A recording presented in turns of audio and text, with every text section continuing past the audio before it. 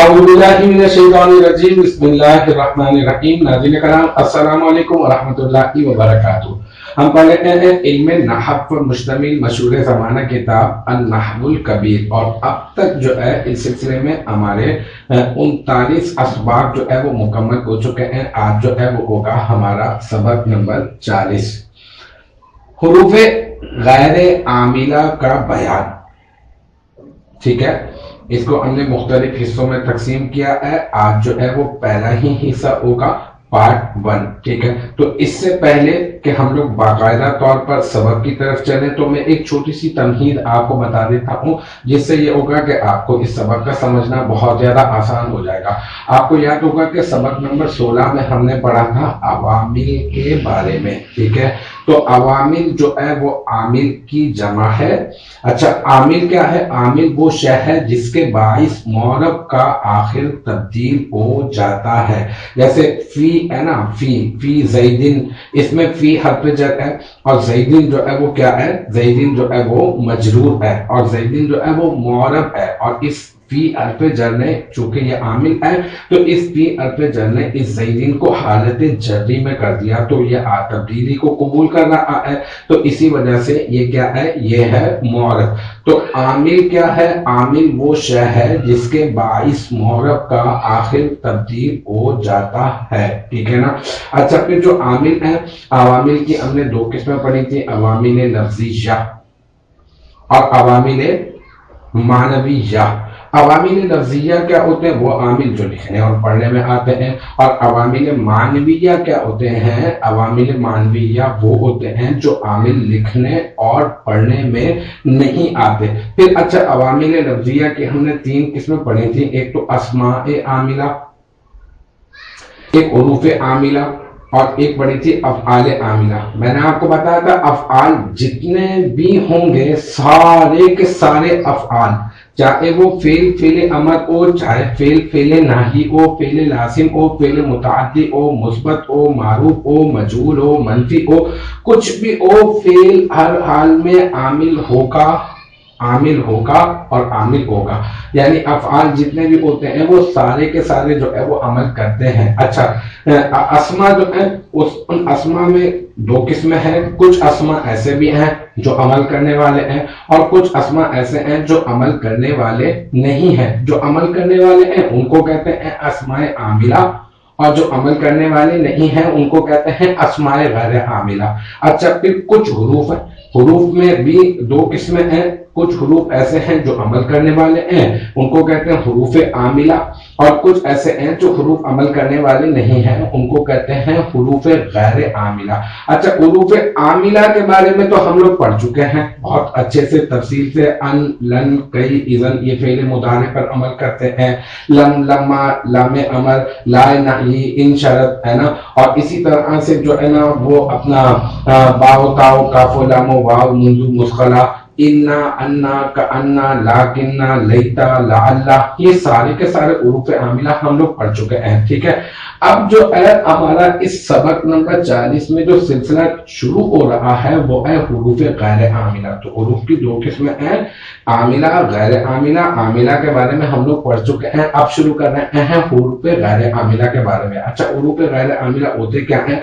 बाकायदा तौर पर हम लोग किताब से इसकी जो तारीफ है वो हम लोग कोट कर लेते हैं।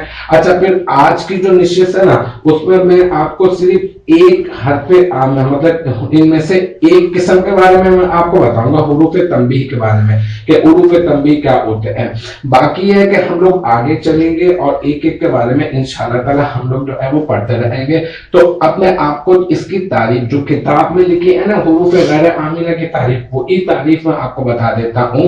और वैसे समझा तो मैंने आपको दिया ही है कि हुरूफ गैर आमिला क्या होते हैं। हुरूफ गैर आमिला यानी वो हुरूफ जो लफ्जी तौर पर किसी भी किस्म का अमल ना करें, मानवी तौर पर करेंगे लेकिन लफ्जी तौर पर किसी भी तरह का अमल जो है वो नहीं करेंगे, उन हुरूफ को कहते हैं हुरूफ गैर आमिला, जो लफ्जी तौर पर अमल नहीं करते। अच्छा, ये कितने हैं? ये 16 हैं।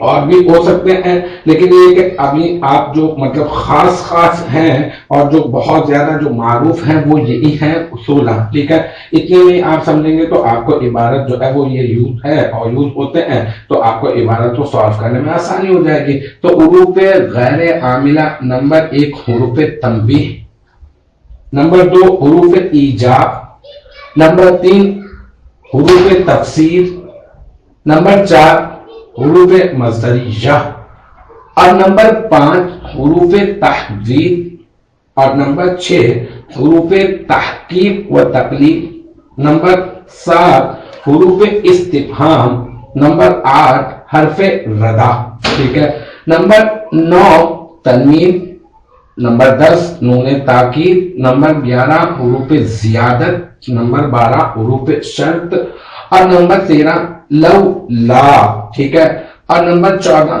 لام تاکید، اور نمبر 15 ما بمانا ما داما، ٹھیک ہے، اور نمبر 16 حروف عطف، ٹھیک ہے۔ تو یہ 16 ہوتے ہیں جو حروف غیر عاملہ ہیں، لفظی طور پر عمل نہیں کرتے لیکن معنوی طور پر جو ہے وہ عمل کرتے ہیں۔ اچھا، تو ان میں جو ہے ایک جو پہلا جو میں نے کہا تھا، کیونکہ ہم لوگ پہلی قسم پڑھیں گے، اور وہ ہے حروف تنبیہ۔ اب جانتے ہیں کہ حروف تنبیہ کیا ہوتے ہیں، نام سے تو معلوم چل رہا ہے کہ تنبیہ کے لیے آتے ہیں، ہاں بالکل یہی ہے کہ وہ حروف جن کے ذریعے مخاطب، ایک ہوتا ہے مخاطب، جیسے میں مخاطب ہوں آپ سے، ہے نا، آپ پڑھ رہے ہیں اور میں خطاب کر رہا ہوں آپ سے، تو آپ ہو گئے کون؟ آپ ہو گئے مخاطب، ہے نا، اس میں مفعول کے وزن پر، اس میں مفعول کا صیغہ ہے نا مخاطب، تو آپ ہو گئے مخاطب اور میں ہو گیا مخاطب، کیونکہ میں خطاب کر رہا ہوں۔ اچھا، میں آپ سے بات کر رہا ہوں تو میں بات کرتے کرتے آپ کی توجہ جو ہے نا وہ چاہتا ہوں کہ ذرا تھوڑی سی اس طرف ہو جائے، آپ کو متنبہ کرنا چاہتا ہوں، ہے نا، تو اس کے لیے جو حروف استعمال ہوتے ہیں وہ حروف جن کے ذریعے مخاطب کو خبردار کیا جائے۔ کوئی ایسی بات ہوتی ہے کہ مخاطب کو جو ہے نا وہ پہلے جو ہے وہ الرٹ کیا جاتا ہے، اٹینشن کیا جاتا ہے کہ ذرا میری بات متوجہ ہو جاؤ، میری بات ذرا غور سے سنو، بہت امپورٹنٹ بات ہے، ٹھیک ہے، خبردار، ہوشیار، ایسا نہیں ہوتا؟ آپ نے سنا ہوگا نا کہ کبھی اس طرح سے ہوتا ہے، خبردار، ہوشیار، بادشاہ سلامت آ رہے ہیں، ہے نا، تو وہ بادشاہ سلامت تو نہیں آ رہے یہاں پہ، لیکن یہ کہ بہرحال ایسی کئی باتیں ہو سکتی ہیں بادشاہ سلامت کے آدمی سے ہٹ کر بھی کئی ساری ایسی چیزیں ہو سکتی ہیں کہ جس میں ہم لوگ اس کو استعمال کر سکتے ہیں، جیسے کوئی بہت ہی خاص بات ہو۔ اللہ تبارک و تعالی نے قرآن مجید فرقان حمید میں ارشاد فرمایا، دلوں کا اطمینان جو ہے وہ کس میں ہے؟ اللہ کے ذکر میں ہے، دلوں کا اطمینان۔ تو کیا کہا، کیسے ارشاد فرمایا؟ فرمایا الا بذکر اللہ تطمئن القلوب، خبردار، اللہ جان لو، دلوں کا اطمینان اللہ کے ذکر میں ہے۔ تو بڑی خاص بات ہے اور اس کے لیے متنبہ کرنا تھا، تو اللہ تبارک و تعالی نے قرآن پاک میں اللہ یہ لفظ جو ہے وہ حرف جو ہے وہ استعمال فرما۔ اسی طرح سے مشہور و معروف مثال ہے ایک، وہ ہے اللہ انا اولیاء اللہ لا خوف علیہم ولا هم یحزنون، اور جان لو کیا کہ ان اولیاء اللہ، اللہ کے یاروں کو، اللہ کے دوستوں کو، لا خوف، حشر کے دن بھی کوئی خوف نہیں ہوگا، اطمینان میں ہوں گے، ہے نا، اور ولا هم یحزنون، اور وہ غمزدہ جو ہے وہ نہیں ہوں گے۔ اسی طرح سے اما ہے، یہ بھی اسی لیے استعمال کیا جاتا ہے۔ اس طرح سے ہا ہے، ہا، یہ ہا بھی بہت کثرت سے استعمال کرتے ہیں ہم لوگ۔ آپ کہیں گے یار ہا کہاں استعمال کرتے ہیں؟ بھائی ہا تو بہت کثرت سے استعمال کرتے ہیں نا ہم لوگ۔ یہ جو اس میں اشارہ ہم لوگ کہتے ہیں ہاذا کتاب، تو یہ ہاذا کتاب، یہ ہا تنبیہ تو ہے، اصل میں تو زا اس میں اشارہ ہے، ہم کہتے ہیں زا کتاب، یہ کتاب ہے، کتاب، یہ کتاب ہے، لیکن سامنے والے سے بات کر رہے ہوتے ہیں نا تو ہم لوگ اس کو مخاطب کرنے کے لیے کہتے ہیں ہا زا کتاب، متوجہ ہو جاؤ، ہا زا کتاب، یہ کتاب ہے۔ تو ہا کیا؟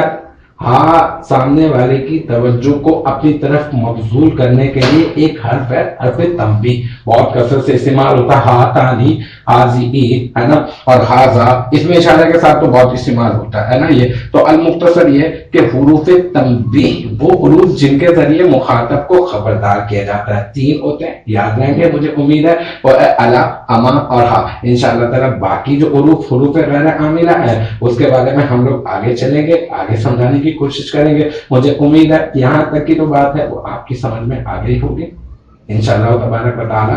नेक्स्ट टाइम अगली वीडियो अगली क्लास के साथ मुलाकात होगी। जब तक आप अपना बहुत ख्याल रखिएगा। आखिर दावाना अल्हम्दुलिल्लाहि रब्बिल आलमीन।